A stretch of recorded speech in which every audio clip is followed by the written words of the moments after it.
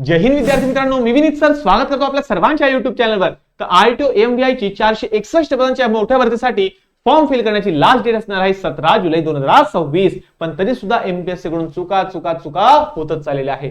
मग सर आता काय टेक्निकल ग्लिच आलेलं आहे? तर बघा, दोन बातम्या तुमच्यासाठी आहे, एक आहे चांगली, एक आहे वाईट। पहिले वाईट ऐकून घ्या। तर विद्यार्थी मित्रांनो, सर्वात महत्त्वाची गोष्ट अशी आहे की एमपीएससी ने आपलं जे सर्क्युलर जाहीर केलं होतं त्यामध्ये सांगितलं होतं की ज्या विद्यार्थ्यांचं 1 ऑक्टोबर 2026 रोजी वयाचं 19 वर्ष कंप्लीट असेल तर असे विद्यार्थी फॉर्म भरू शकतात, हे त्यांनी सांगितलं या सर्क्युलर मध्ये। ठीक आहे, चला मग आता प्रॉब्लेम काय झाला माहिती का?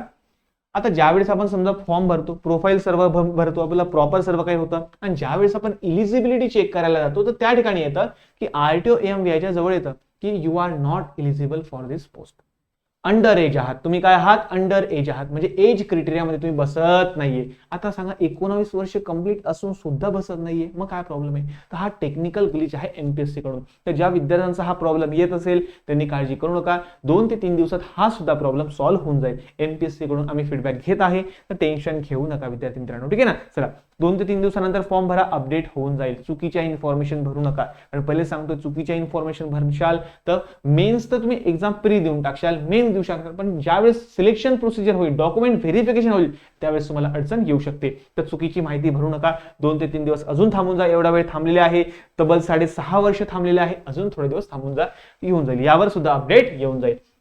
आणि एक आनंदाची गोष्ट अशी आहे की विद्यार्थी मित्र, तुम्हाला माहिती असेल की ज्यावेळेस हे 8 प्रश्न आपल्या समोर आले होते, आता बऱ्याचशा विद्यार्थ्यांकडे परमनंट लायसन वगैरे नंबर नाहीये, ठीक आहे ना, काही टू व्हीलरचा आहे, 4 व्हीलरचा नाहीये, 2 व्हीलर 4 व्हीलरचा आहे पण हेवी ट्रान्सपोर्ट मोटर व्हेकलचं लायसन नाही, मग अशांनी काय करायचं? तर हे 8 प्रश्नांची उत्तरं तुम्हाला मी आता सांगतो। सर्वात पहिली गोष्ट की कलर ब्लाइंड तुम्ही आहात का? असेल तर यस करा। आता यस करशाल तर तुम्ही पुढे जाणार नाही, फॉर्म इलिजिबल होणार नाही, तर या ठिकाणी तुम्हाला काय करायचं? नो करायचं। आता हे चेक करून घ्या बरं तुम्ही, चला असो। त्यानंतर बघा, whether the candidate have good I site with और विदाउट ग्लासेस, तुम्हाला चष्मा घालून किंवा चष्म्याशिवाय क्लिअर दिसतं का?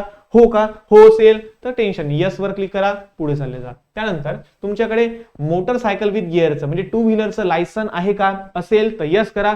जर तुम्ही या ठिकाणी यस करशाल तर या ठिकाणी तुम्हाला नंबर टाकावा लागेल, ठीक आहे। पण जर तुमच्याकडे जर लायसन नाहीच आहे तर या ठिकाणी तुम्ही नो करा, आणि तुम्ही या ठिकाणी एनए टाकून द्या, एनए नॉट ऍप्लिकेबल, तुमच्याकडे ते नाहीये, किंवा तुम्ही या ठिकाणी 00 सुद्धा टाकू शकता, काही प्रॉब्लेम नाही, एनए टाका, एकदम बेस्ट आहे। ठीक आहे ना, चला। त्यानंतर तुमच्याकडे LMV लाईट मोटरसायकल म्हणजे आपली लाईट मोटर व्हेकल असेल ना आपली, तर त्याचं लायसन आहे का तुमच्याकडे? असेल तर यस करा, नसेल तर नो करा। असेल तर तुम्हाला नंबर टाकावा लागेल, नसेल तर या ठिकाणी नो वर क्लिक करा, आणि या ठिकाणी सुद्धा एनए टाकून द्या। त्यानंतर सेम तसंच तुमच्याकडे हेवी मोटर व्हेकलचं लायसन आहे का? असेल तर यस करा, नसेल तर नो करा।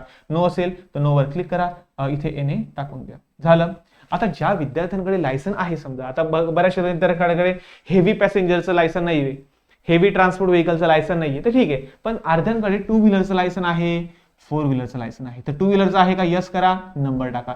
तर बऱ्याचशा विद्यार्थ्यांकडे 2 व्हीलर आणि 4 व्हीलरचा एकच नंबर असेल, काही हरकत नाही ना, यस वर क्लिक, सेम नंबर जो इथे टाकलाय तोच नंबर इथे टाकून द्या, काही प्रॉब्लेम नाही, ठीक आहे ना। आता बऱ्याच जणांचं लायसन 2+4चं असतं, म्हणजे 2 व्हीलर आणि 4 व्हीलर एकत्र काढलेलं त्यांनी असतं, बरोबर आहे। तो नंबर तुम्ही वरती पण सेम टाका, खाली पण सेम टाका, काही प्रॉब्लेम येणार नाही। तर अशा पद्धतीने तुम्हाला फॉर्म फिल करायचा आहे। आता ज्या विद्यार्थ्यांचा फक्त लायसनचा इश्यू होता, एजचा इश्यू नव्हता, त्यांनी फॉर्म भरून टाका, काही प्रॉब्लेम येणार नाही। पण ज्या विद्यार्थ्यांचा अजून सुद्धा अंडर एज दाखवत असेल अशा विद्यार्थ्यांनी 2-3 दिवस थांबायचं आहे, एमपीएससी कडून अपडेट आला की तुम्हाला मी सांगून देईल।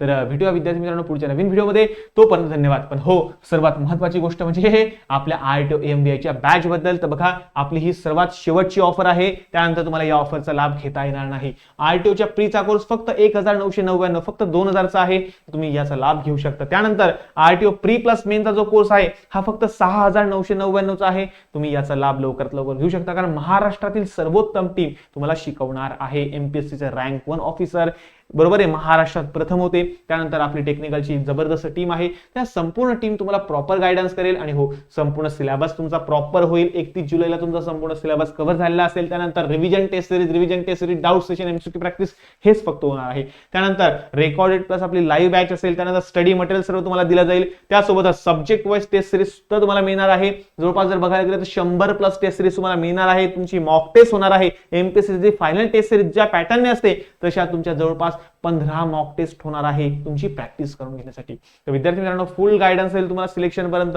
त्याबद्दल बघा तुम्ही एकदम निश्चिंत राहा. फक्त विनीत ट्युटोरियल ऍप्लिकेशन डाउनलोड करा. ठीक आहे, डाउनलोड केल्यानंतर या ऑफरचा लाभ जर तुम्हाला घ्यायचा असेल तर तुम्हाला फक्त आमच्या हेल्पलाईन नंबरला कॉन्टॅक्ट करावा लागेल.